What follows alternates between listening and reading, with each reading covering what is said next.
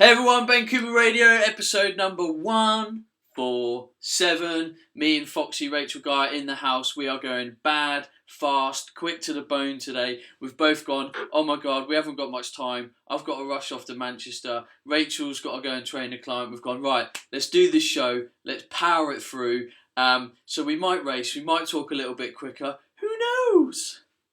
No ramblings today, Benny. Let's just get straight into it, shall we? Yeah, as they say, cut the shit. Yeah, let's go straight into it.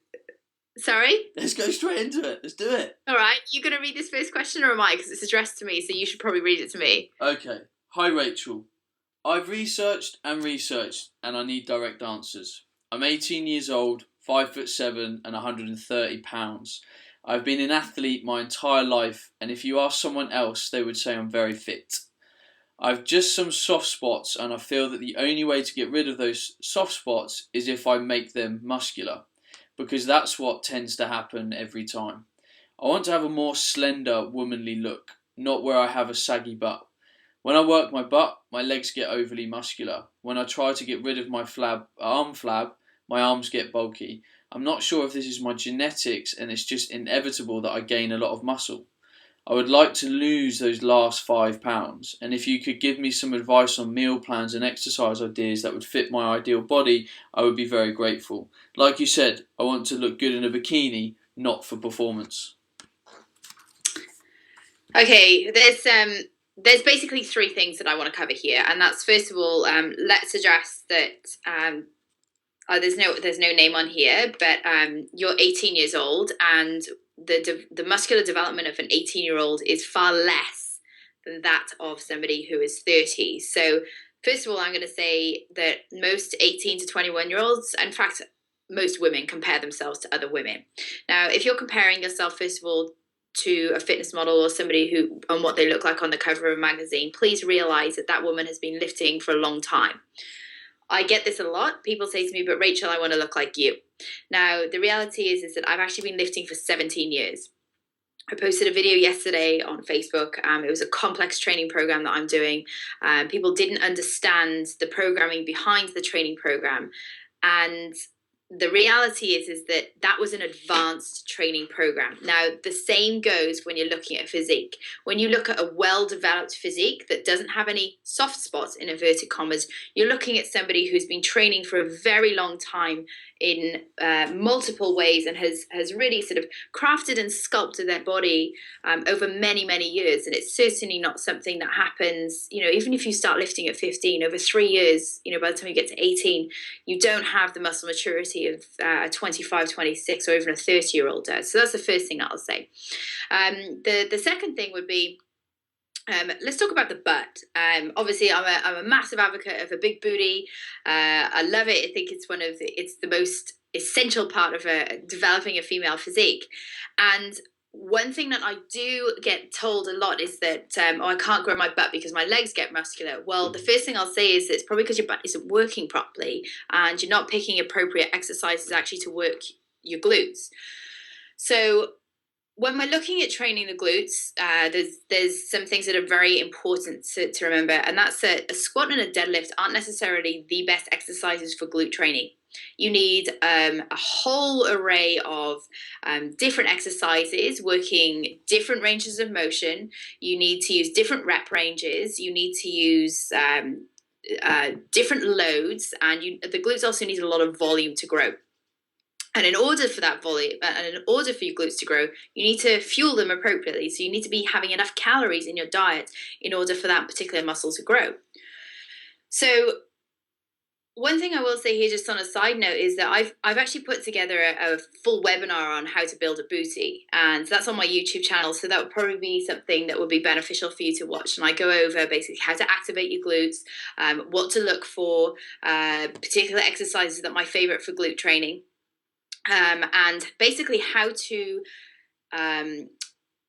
create exercise, basically modify exercises to make them more posterior chain dominant, so make them more hamstring and glute dominant over being very quad dominant. So that's what we're looking at when we're talking about a saggy butt. now, and basically trying to reduce the size of your quads and your adductors, because they do tend to be fairly dominant in women. When we're looking at arms, this is another one.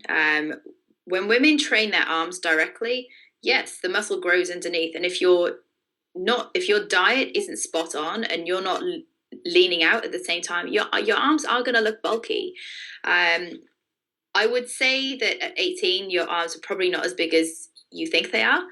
However, having said that, we would definitely look at your nutrition. Now, I'm not sure how many podcasts you've listened to in the past, but it would definitely be something to look at, is actually building your diet from the base up.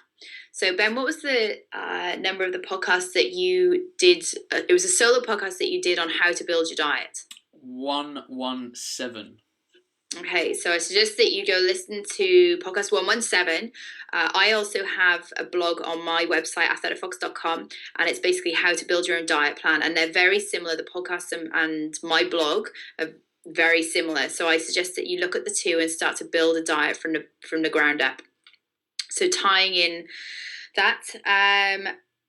And let's get real here. And this is probably something that needs to be talked about a little bit more. A lot of women are obsessed about leaning out their legs, toning up this soft spot, toning up that soft spot. Here's the reality. Girls, you're supposed to have a little bit of fat on you, and that's okay. It's okay to carry a little bit of fat on your legs. It's okay to carry a bit of fat on the back of your arms. It's okay to carry a little bit of fat on your lower tummy. This is normal and it's natural. And girls, please realize the girls that you see in figure competitions, I can tell you now, some of them walk around 5, 10, 15, even 20 kilos plus when they're off season. To me, that is not healthy. You need to be looking at a realistic nutritional plan that you can stay relatively lean year round. And I'm not talking about being shredded, I'm talking about relatively lean. And that means that, yes, sometimes you're going to have soft spots. And there will be times of the year that you can peak, so you can diet down. And, if you're going on holiday and you want to drop a little bit more body fat, then you can plan for it and you can diet for that. But just realize that what you see in magazines is actually not necessarily what you see walking down the street. So don't compare yourself to others. You've got to basically keep working on your own physique. And at 18 years old, keep working, keep pushing, because you've got a long training life ahead of you, and this is really just the beginning. So don't try and look for a perfect body now, and just remember, everything is step by step and in progress. I think kind of looking at your physique is a prime example of this, is that you stay relatively lean all year round, a happy, healthy weight. And if someone wanted to be really critical, they could probably look at your physique and go, you're a little soft here, but like, soft compared to what?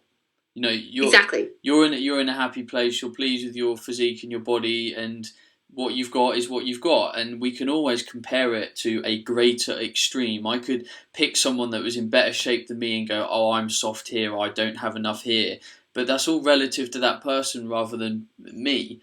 So you've got to be careful what you're comparing yourself to. Yes, Rachel can go on a diet and get a bit leaner, but then she understands that compared to how she wants to live her lifestyle, that is unattainable or unmanageable or not quite as enjoyable as sitting at where she sits.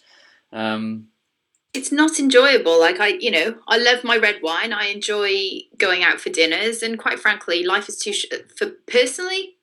I think life is too short for dieting. You do it now and again. You realize you go on holiday, you put on a bit of weight. Okay, you're gonna have to do a bit of a diet, but life is not to be lived dieting. It's not to be lived for counting calories every single day, day in, day out. And, we have to remember that this is a lifestyle plan, and there will be phases in there that you have to tie in a little bit, and it's going to suck for a period of time.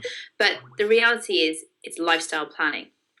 The only other thing I wanted to mention was with kind of from an activation point of view, you mentioned kind of like exercise selection.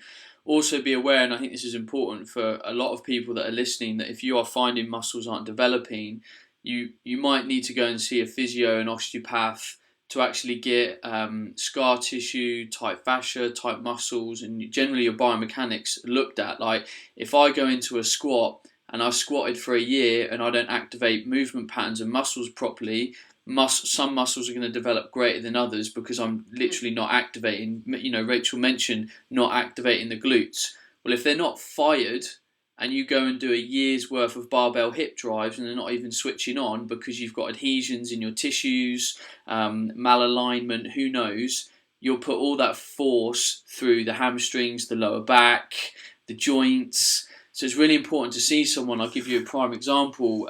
As we discussed before, I can't straighten my right arm fully yet. And because of that, that means my right side moves differently to my left side. So my left, I kind of get quite normal and proportional development, and my right is slightly different because forces and pressure is going through different areas, and there's some muscles and tissues that are tighter than others. So I get different development. So be aware of that, and if you're looking at your physique right now and thinking, yeah, I keep getting X bigger or this is a problem, go and see someone and get it ironed out, and I guarantee you probably won't be able to solve it by stretching and foam rollering. If it's there for a while and there's scar tissues, adhesions, tight fascia, you need someone to get in with their hands and get busy for a couple of months and really start to undo that stuff. I agree, and here's the thing as well, like, let's just talk personal training. Go and get a trainer for a couple of weeks, couple of months, couple of sessions, whatever you can afford, and save up for it. It is literally a lifelong investment. You got to make sure that you find the right trainer, but it is a lifelong investment. And, even now where I've had a lot of personal trainers in my time and a lot of people who I've trained with, and I now have access to some of the best coaches in the world, sometimes I still learn stuff, as much as I hate to admit this, and I hope he never listens to the podcast, but I learn things from my brother, and he's my little brother, so not that I'd ever admit this in front of him, but when we train together, he comes up with stuff that I'm like, oh, that's pretty cool, I'm going to use that, and vice versa. So training with other people, training with people more experienced than yourself, seeking professional paid help, all of these things will help in your physique development. Yeah, I love training with people. You always learn stuff. I've talked previously about my training partner at the moment, Jamie Bell from Ipswich DW Fitness. We've been learning some great stuff together. He's constantly learning about this stuff, and I'm not. I'm not constantly learning about training. It's not my primary discipline. So it's great to train with other people, pick up tips, learn how to move differently, periodize differently.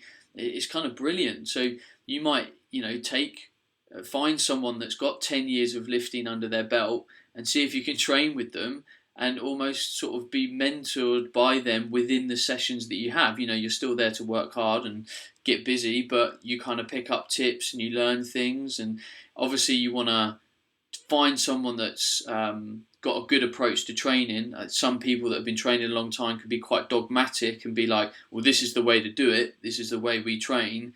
But that person still needs to look at you and see how you need to train for your body and your goals and stuff. But yeah. Absolutely. Awesome. Well, I hope that's answered that question. Oh, me next. Yeah. Sure. Yeah. Come on. Okay, this question's from Martin. Hi Ben, firstly, great podcast. It's taken me about 6 months, but I finally listened to them all.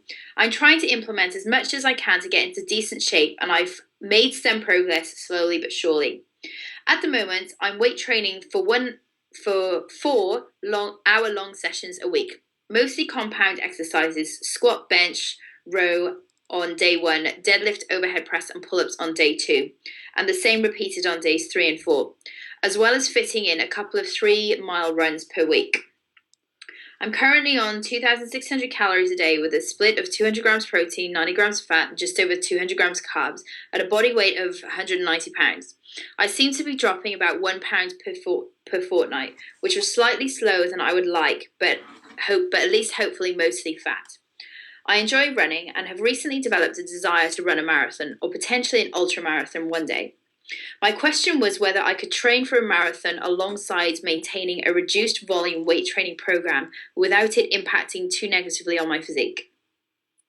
I accept that such training wouldn't result in a cover model physique, and I wouldn't be looking to set the world alight in terms of run times, but could I improve on my current 12 to 15% body fat without losing a vast amount of lean muscle mass? Would it just be a case of upping my calories to counteract the increased output from cardio training? Or is it not possible to be a jack of all trades in terms of training styles in this way? I hope this question makes sense, and thanks for your help, Martin. So this is interesting. So I'm just looking at a couple of numbers. I've just done a little bit of maths. Check me out. Did get out a calculator though, admittedly. So the guy's 190 pounds at around 12 to 15% body fat. This guy should be looking quite good by my estimations. I'm around 83 kilos at about 12% body fat, and you can see most stuff I have good shape. So with an extra 4 kilo on a frame, unfortunately it doesn't say how tall he is. Now if he's 6'4", different story. If you're sort of 5'9", 5'10", then we're kind of looking at some good stuff. So based on that and your body fat mass, I think you're eating quite a low amount of calories. Especially, you're training to what seems like a decent intensity. You go for a run a couple of times a week. I definitely think you need to be eating more. I'm wondering if it would really help if you increased your calories for a while and then tried to diet back down again. I think you might have a bit of a sluggish metabolism. If I was you and you were my client, I'd probably bring your calories up a bit, go through a hypertrophy-based training phase where I really tried to push the volume, which would help increase your metabolic rate slightly, and then I would try and diet you down again. Anyway, to answer your actual question, could you keep developing your physique and train for a marathon? Yes and no. I would personally, if you were my client, get you to your ideal body fat percentage, get you happy with your physique and your frame, and then get you stuck on a maintenance level weight training program. So let's say 2 days a week in the gym, a little bit of strength, but mainly hypertrophy, because I want to try and look to maintain your muscle mass, which is probably the most important thing to you. And then engage on the marathon training. The reason why I say that is because if you go on a calorie deficit and you're going to train for a marathon, yes, we can maintain a lot of your muscle mass, but it would be difficult. You're doing the type of training which makes it difficult to maintain muscle mass. If we had you in a good deficit and you were weight training, we can really counteract a huge amount of that muscle loss because of the anabolic response to training. So I can't give you like an answer. I can't pull out some science where it says if we do this type of training, you'll lose a pound of muscle every 2 weeks. If we do this type of training, you'll negate it. It's a very open-ended question. For example, one thing I've learned by being a lot more strategic this summer about my kind of, we'll call it bulking and dieting phase, is that because I've tried to do it a lot slower, my diet, and more strategically, I'm losing a lot less muscle mass. Whereas before I would freestyle because I knew how my body worked, and it's fine, I lost body fat, but I lost muscle too quickly as well. So I would personally get you to your good place, get you on good maintenance calories, make sure you knew how to assess how many calories you were burning during your marathon training so you could adequately replenish that. And I would want you to train in a maintenance mode, and I would like you to think that you kept all your muscle mass. It really also comes down to, person to person, and physique. I know when I've done different phases of running, my muscle mass hasn't changed at all. And actually, if I eat too little calories, I get fat very quickly from running because of the longer term. Well, when I run, if I do phases of running, hang on, last time I did this was about 4 years ago, and I did a bit of a test. So I went on a lower calorie diet, and I was being a bit of a human guinea pig. So on a slightly lower calorie diet, nothing extreme, and I was running probably 40 Ks a week. So I was doing sort of 4 runs of 10K a week, and I lost no muscle mass, and if anything, I got fat because my thyroid levels went all over the place, and it was a good little test. And then basically how I counteracted that was I ate more calories, and guess what? I got leaner and fitter. So it's really down to the person. I think it is how much you eat as well. So no further questions, no further comments on that one. Sweet. Awesome. So this one is from Tom. Hi, Ben and Rachel. I have a question that I've been wondering about for a long time. I hear coaches talk about training splits that work. For example, a push-pull routine. Well, I have in theory unlimited time available to attend the gym. So for me, with limited knowledge, it seems daft to pair a chest and a back, for example, when I can have separate workouts to completely overload the muscle. People talk about reducing volume of a workout to allow you to do it more frequently, such as training legs twice a week. Well, why train with a reduced weight and reps and sets by dividing my usual leg workout into two for 2 separate days for no other benefit than it causes less muscle damage per session, allowing you to recover and train with increased intensity? Do you inflict the same amount of damage or hypertrophy from doing the exact same volume split more frequent workouts? Does it stimulate the muscle optimally for most people as opposed to a bigger single workout?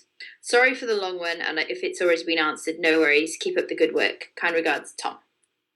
Yeah, see, this is interesting, and this is where we have to kind of pair ourselves with the science in what it says, because there's a huge amount of scientific data on training and development of strength and hypertrophy, but also, it comes down to kind of preference and experience as well. So we know that kind of volume is a key determinant of muscle growth and development. There's been recent studies where, traditionally we would have gone, right, these reps build hypertrophy, these reps build strength.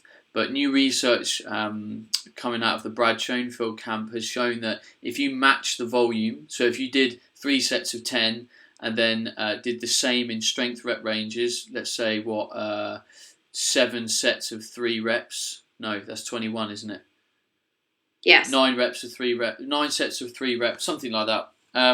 Then your muscle development is going to be the same, and your strength is going to be increased because you worked in a strength rep range. Unfortunately, that takes a lot longer to do that session. But anyway, I digress. So, yes and no. So you could, let's say you're looking at 6 exercises, 3 sets per session for your training. You could argue that you could drop 2 of those exercises and keep that as a push-pull session and end up doing 8 exercises across a week because you train back twice and you split your volume. Either way, I think if you're kind of putting in the hard yards, you're going to get development. And I think it probably needs to change at different points in time. Like you might do a 2-month block where you do single muscle training, and then you might go through a 1.5-month block where you do sort of double sessions. I'll talk about a personal perspective in terms of how I trained this summer, and you can maybe take some lessons from it. You've told me that you've got loads of time to train and eat and do stuff. Now I'm going to make the assumption that you're trying to build your physique. You've been talking about hypertrophy a lot in your question. He didn't actually talk about his goal, did he? No. So let's assume you're looking at hypertrophy, building a better physique. Now this summer I just went through a 10-month training block. The first 3 weeks were me doing like a push, pull, a legs. I think it was like a four-day split, and I trained with sort of alright volume and intensity. So it was kind of a bit of a prep phase, and then I moved in the 4th and 5th week, moving and ramping up, and I kept the same kind of split. I increased it to 5 days and ended up training every muscle group twice to what I felt was complete fatigue. But I was eating a huge amount of food, sleeping properly, and had good recovery capacity. I had the kind of time and discipline and ability to do that. So if you have the ability to do that, I'd probably say that's the optimal. So for example, on Monday, I do an upper body session. Now, I will put a caveat with this. My goals were to increase my muscle mass in my legs, chest, and shoulders. So that made it a little bit easier for me to do this because I didn't have to concentrate so much on my back, abs, arms, that kind of stuff. As soon as you throw more and more muscles in there, you could argue that this becomes a little bit more difficult. So on Monday, for example, I'll do very much a push-focused session. We'd do loads of chest work, shoulder work, and then I'd finish off on like 2 back and tricep supersets because I still wanted to keep some stimulus on those muscles. Tuesday, we'd do a filthy leg session. Wednesday, rest. And then we'd then do like a chest and triceps. Then we'd do a shoulder and kind of a bit of back, bit of core. And then Saturday we'd do another big leg session. And we tried to go as hard and as filthy as possible, sometimes training up for 2 hours a day. on those muscle groups, and because I was eating a huge amount, resting properly, I've made some fantastic, what I think is fantastic progress over the summer. I'm now kind of dieting down to reveal it all. So I think you can do both. I think if you, in theory, match the volume on both single muscle group or double, you're going to get the results. But I would argue that if you've got the time and attention to do it, you could split the sessions and maybe increase the volume even more. But just one thing. Sorry, my last point. I think, I don't know what it is, but there is something very satisfying about spending a session demolishing a muscle. And I think, I don't know if there is some kind of adaptive response that's different in the body where you do smash a muscle and it goes, mate, I am growing back stronger. Because if you go in a reduced volume session but doing it twice a day, you still can't go to the point of real fatigue. I would have to explore the science a bit more, again, because I don't fully invest myself in this side of the fitness world. I'm probably not the perfect person to ask. I would just to add there, I think you go through different phases in your training programs, and this is why it's important to periodize your training. So, for your volume block, you may have a split that is single body part training, and then you may go through an intensification phase, which is more like a strength phase, and then you can come back to a volume phase. And I've done it before on lagging body parts where I am particularly training my male clients where, well, let's use chest and back as an example, or a push-pull. So say, for example, back is a lagging body part. I'll often pair chest with back, and then again later in the week, shoulders with back. So there's always an A1 is a push, and the A2 is a pull. So, however, what it might be is like a horizontal... let's use an example instead of talking about horizontal and vertical pushing, pulling. We'll talk about A1 for chest, maybe an incline dumbbell press, and A2 maybe a chin up. When you skip forward then to maybe Thursday, we may look at doing a standing barbell overhead press and then pair that with a bent over row, for example. So you're using the same muscle groups. You're still using back, but you're using a different plane and a range of movement. So it would be like comparing, for example, on your Mondays, you're doing, your lat pull downs, your chin ups. And then on Tuesdays, you're doing your seated rows and all your rowing movements. Sorry, Tuesdays, I meant Thursdays, and all your rowing movements. So that's another way to think about it as well. As look, there's so many ways of pairing muscle groups and unpairing them. And look, I think the reality is that if you're looking to grow, you've got to go hard every time that you're in the gym. And the reality is that anyone who's done any form of like hypertrophy and bodybuilding, you've got to absolutely destroy the muscle group and for it to grow back bigger, and you've got to refeed it, and you've got to rest properly. You've got to have all of these factors in place. So to summarize, that it's all a shade of grey. And I think you have to periodize almost you're certainly a 12-week training block where you use different methodologies within those 12 weeks, including some of the methodologies that we've talked about today. Yeah. Okay, so this is last but one question. So this one is, I'm not sure who this is from. Hi, Ben and Rachel. I hope you are as wonderful as ever. I will start my question the same way as many others do, with a load of praise. I love the show, and I've been listening like crazy for the past month, that even when I'm organising my day and thinking, I'm doing it with an accent. I'm Canadian, so mine is plain. Well, to me anyway. Anyways, even though I've been so consumed with the podcast, I may not have listened to one that has answered my question, but I thought I would throw it out there anyway. Ben, you own and promote transdermal technology recovery spray, but it's not available in Canada. Since oral magnesium and zinc are pretty useless, do you support any other companies or products that I may try that can provide me with the same results? If not, would it be beneficial for you if I went to one of our supplement stores and requested them to start making contacts? I know one owner personally. Maybe I can do a shout out for you. On another note, I'm just about to start Rachel's Fit Fox Club. I saw amazing results in the first month. Even though I lost even though most fat loss came from my breasts, sad face, but then it balanced out and I've hit a plateau. I try to follow the recommended guides on how to eat more, on how many grams per kilo of body weight. But then on the podcast, I often hear that you need to eat more. I'm concerned about my fat intake as everything else I can balance out. I eat a lot of veggies and they are often cooked in oil or a salad topped with olive oil and balsamic. But then there are also seeds, nuts, avocados, coconut butter that help with satiety that I eat along with the vegetables. Could I actually be getting in too much fat? I'm 5'4" and 59 kilos. I eat approximately 2,000 calories a day, 125 to 175 grams of carbs, 100 to 120 grams of fat, and about 120 to 140 grams of protein. With my exercise, it's exactly what Rachel recommends in the plan, so there's no need to spend time on specifics.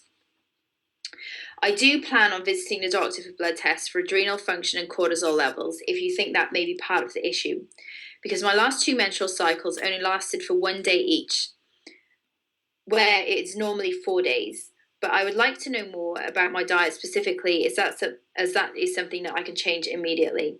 Thanks so much for the info. I love it, and I keep trying to promote you guys here on The Rock, which is Newfoundland, Canada. So, firstly, you ask about Teeny T's recovery spray. Yeah, it's not available overseas. Whether it will be in the future, who knows? The problem is with travelling it, sending it overboard, is it's quite heavy because it's a liquid. Same with the bath salts; they're extremely heavy, which makes sending things often problematic postage-wise. They'd probably order such a low amount that it probably wouldn't be worth their while, to be honest. Whether there's a product in the America that is pretty much topical ZMA, I do not know. I definitely know that there is magnesium only based products. Ancient Minerals is one of them. That was like one of the original people in this field quite a while ago, producing real simple magnesium chloride. So if you look up Ancient Minerals, you should be able to get that shipped from the USA. I'm sure they jump over the border to Canada, although I don't know the differences in shipping between Canada and the US. So apologies for that. But, a little bit of Google searching will probably find you something. Maybe ask another good coach in Canada whether they ever used transdermal magnesium, and ask around. But I wouldn't probably speak to your guy about getting it in. I just think it would be too cost prohibitive. Rachel, did you want to ask the next bit? It's referencing the Fit Fox Club and stuff. Yeah, so let's just talk.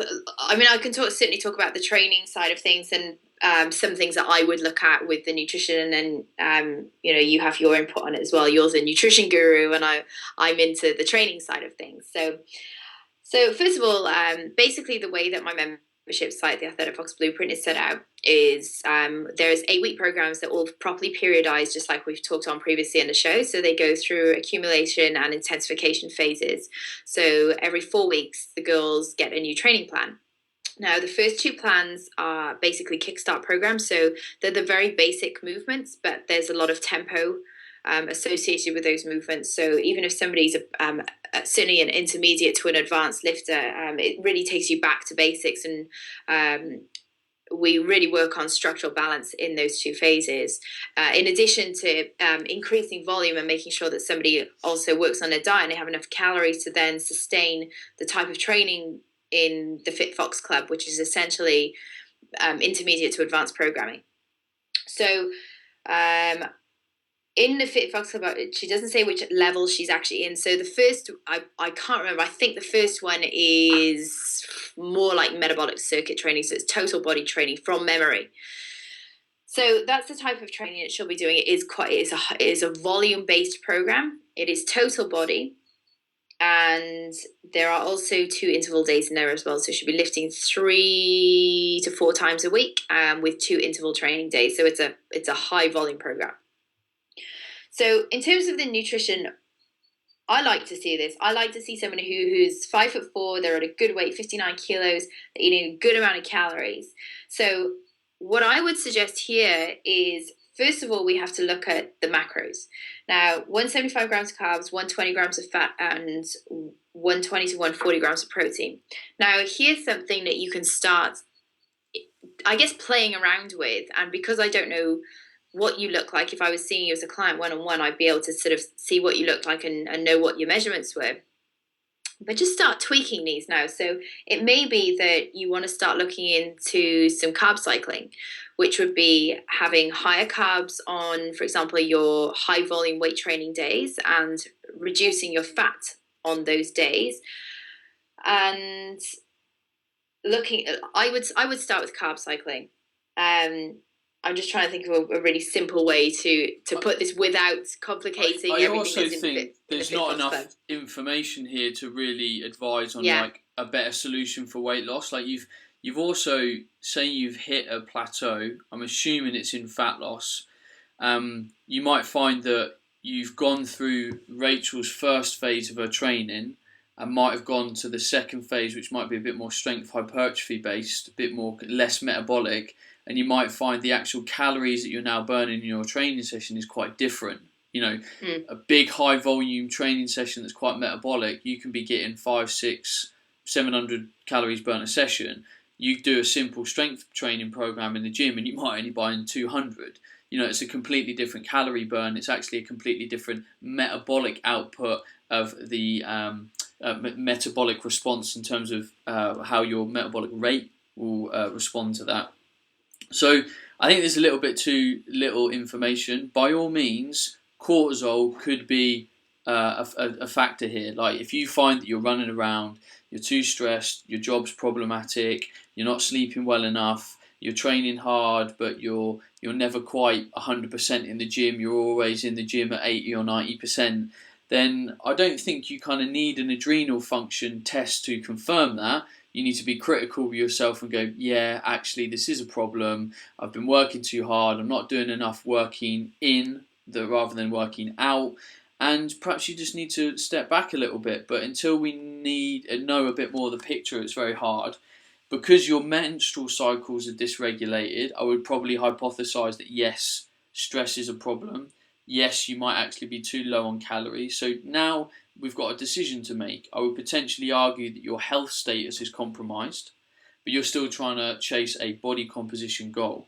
So if I was your coach, I would probably say, okay, let's drop the body composition change goal at the moment. I'll try and maintain where you are right now, and let's focus on health. Because, you know, every goal gets easier with health. If your body's in a good place, it's low stress, it's able to handle stimulus, stress, oxidative damage, then good things happen. But if you're constantly fighting against stress, dysregulated hormones, poor digestive system, who knows, then all this becomes a lot more problematic. And this is why my message is constantly focus on health and some of your goals will start to come. And then when you're really healthy, concentrate on the more specific part of your goal. And, you know, for me, this is the right way to do things. We have to always bear in mind your health. And I don't think you are healthy. It's an interesting point. A lot of the girls in my forum who've in this program, a lot of them are, stressed corporate girls. And the first thing, like quite often, like they'll have deload weeks, reduced volume weeks, or sometimes even a week or two off training. If I see somebody who's coming in and they are like 70 to 80% there, not really recovering, niggling injuries, I'll say, well, take some time off. Like, well, how much time? And I'll say, we'll start with a week. Oh, well, what should I do in that week? We'll go out for a walk. It's not the end of the world. A week off isn't going to do, a world of damage to your physique. And you know what? It could do the world of good. And after a week, reassess how you feel. It may mean that you need another week off. Definitely. Right. We are ending the podcast there. We do have one last question, but we'll leave that till next week because we've run out of time. Look, hey, everyone. Look, hey. If you've enjoyed the show, please do us a massive honour of just sharing it, letting someone else know of the good information. If you think that you know someone where a question that we've answered today, you're like, that's just like a guy in my gym. He's been struggling with that. She's been struggling with that. Just be a friend. Write it down on a post-it note. Give it to them. Say, look, we were talking about this the other day. I really think it could help you out with what you're trying to overcome with your training and your nutrition, and just share the wealth of knowledge. Otherwise, give us some love on Facebook and Twitter. It is really nice to hear people say that they love the show and to tag us into things on Twitter. So, please do keep talking to us. There's an awful lot of people listening to this show, and sometimes it can be a little lonely when you post it out there, and we know that everyone's driving around in their cars listening to it, but no one, not a huge amount of people kind of give that back. And we get some lovely stuff now and again via Twitter and stuff, but when you see it on Facebook, Twitter, just engage with it. Say thanks, enjoyed the show. Maybe give us some feedback. Maybe give us your input. You never really say anything on Facebook about what you're doing or how it relates to you or whether you've actually got a difference of opinion. There's no harm in starting up some discussion, and discussion is good. We learn from it. Rachel, talk to us. We like to talk to you. Exactly. Right, Rachel, thank you for being on the show, as ever. Thanks, Benny. Me and Rachel have recorded 2 shows back to back now because just some timing and issues. So I'll probably have a couple of guests after this, and me and Rachel will be back in a couple of weeks' time. Otherwise, keep developing yourself, keep learning, and we will speak to you all very, very soon. Bye. Ciao. Hey everyone, Vancouver Radio, episode number 146. Me and the Foxy Athletic Fox, Rachel Guy, are back in the house, and we are actually going to answer some of your questions today. We promise. Yes, we do. There are going to be no rants today.